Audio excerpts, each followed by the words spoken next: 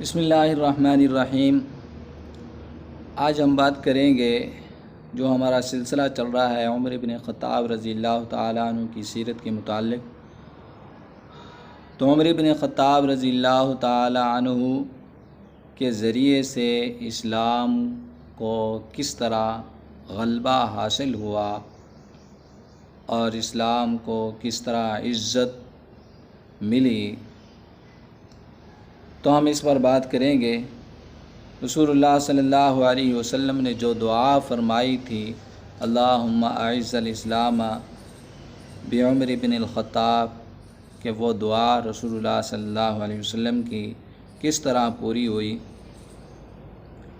تو حضرت عبداللہ بن عباس رضی اللہ تعالیٰ عنہ فرماتے ہیں، سیدنا عمر فاروق رضی اللہ تعالیٰ عنہ کے اسلام لانے کے بعد پھر ہمیشہ ہم معزز اور غالب رہے۔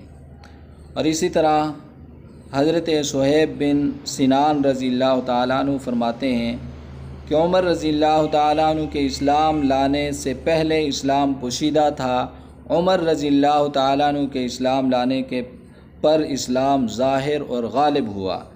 پہلے اسلام کی دعوت خفیہ دی جاتی تھی، عمر بن خطاب رضی اللہ تعالیٰ عنہ کے اسلام لانے کے بعد اعلانیہ دعوت دی جانے لگی۔ پہلے ہمیں بیت اللہ کے پاس کھڑے ہونے کی اور بیٹھنے کی اجازت نہیں ہوتی تھی۔ عمر بن خطاب رضی اللہ تعالیٰ عنہ کے اسلام لانے کے بعد ہم وہاں بیت اللہ کے سامنے بیت اللہ کے ساتھ حلقہ بنا کر بیٹھا کرتے تھے۔ فرماتے ہیں حضرت صہیب رضی اللہ تعالیٰ عنہ مزید فرماتے ہیں، پہلے ہمیں بیت اللہ کا طواف کرنے کی اجازت نہیں ہوتی تھی۔ عمر بن خطاب رضی اللہ تعالیٰ عنہ کے اسلام لانے پر ہم کھل کر بیت اللہ کا طواف کرنے لگے۔ پہلے کفار ہمیں جلی کٹی سناتے تھے لیکن ہم خاموش رہتے تھے، طعنہ زنی مذاق کرتے تھے لیکن ہم خاموش رہتے تھے۔ عمر رضی اللہ تعالیٰ عنہ کے اسلام لانے کے بعد اب ہم ان کو کسی نہ کسی بات کا جواب دینے لگ گئے تھے۔ مزید فرماتے ہیں کہ مکہ میں مسلمانوں نے سب سے پہلے جو نعرہ تکبیر بلند کیا وہ اس وقت کیا جب سیدنا فاروق اعظم رضی اللہ تعالی عنہ اسلام لائے۔ اسلامی تاریخ میں سب سے پہلے نبی اکرم صلی اللہ علیہ وسلم نے مسلمانوں کے ہمراہ کعبہ میں اس دن اعلانیہ نماز پڑھی جس دن سیدنا فاروق اعظم رضی اللہ تعالیٰ عنہ اسلام لائے۔ سیدنا فاروق اعظم رضی اللہ تعالیٰ عنہ کے اسلام لانے کے بعد جب نماز کا وقت ہوتا تو ان کے اسلام لانے سے پہلے جب نماز کا وقت ہوتا تو مسلمان زید بن ارقم رضی اللہ تعالیٰ عنہ کے مکان کے اندر ہی نماز پڑھنے کی تیاری کرتے تھے اور ادھر ہی نماز پڑھتے تھے۔ تو ان کے اسلام لانے پر، جیسے کہ میں نے پہلے ہی عرض کیا، ان کے اسلام لانے پر جب ظہر کی نماز کا وقت ہوا تو مسلمان نماز کی تیاری کرنے لگے اور سیدنا زید بن ارقم رضی اللہ تعالیٰ عنہ کے مکان کے اندر ہی نماز پڑھنے کی تیاری ہونے لگی۔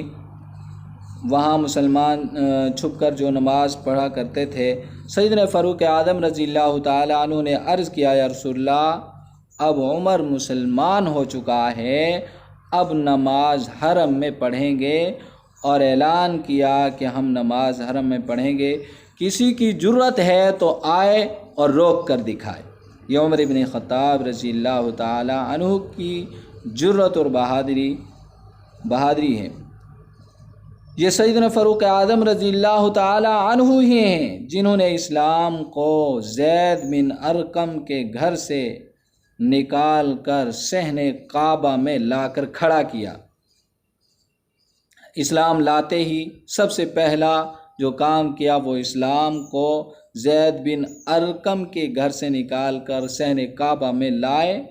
اس کے بعد جو کارنامے، جو اسلام کی تشہیر اور اسلام کا پھیلاؤ ان کی دور خلافت میں ہوا، اسلام پوری دنیا میں پھیلنے کا وہ ذریعہ بنے، تو فرمایا یہ سیدنا عمر فاروق رضی اللہ تعالی عنہ ہی ہیں جنہوں نے اسلام کو جزیرہ عرب سے نکال کر روم اور ایران تک پہنچایا۔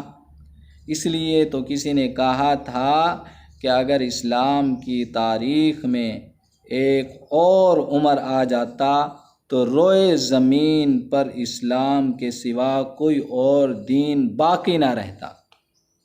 تو یہ عمر فاروق رضی اللہ تعالی عنہ کے چند وہ کارنامے، چند مثالیں وہ پیش کی گئیں جن کی جو عمر فاروق رضی اللہ تعالیٰ عنہ کے اسلام لانے کے بعد اسلام کی پھیلنے کا ذریعہ اور اسلام کو جو عزت اور جو غلبہ اور جو مقام ملا ان کے ذریعے سے چند ایک مثالیں بیان کی۔ بہت ساری اور مثالیں ان کی فتوحات، ان کے کارنامے، دور خلافت کے جو ان کے کارنامے ہیں، جو ان کے دور خلافت میں جو اسلام کو عزت اور کفار کے ٹکڑے ٹکڑے ہوئے کفار کو شکستیں ہوئیں، ان کے کارناموں سے کفار آج بھی لرزتا ہے، ان کے نام سے، ان کے کارناموں سے کفار کو آج تک بھی تکلیف ہے۔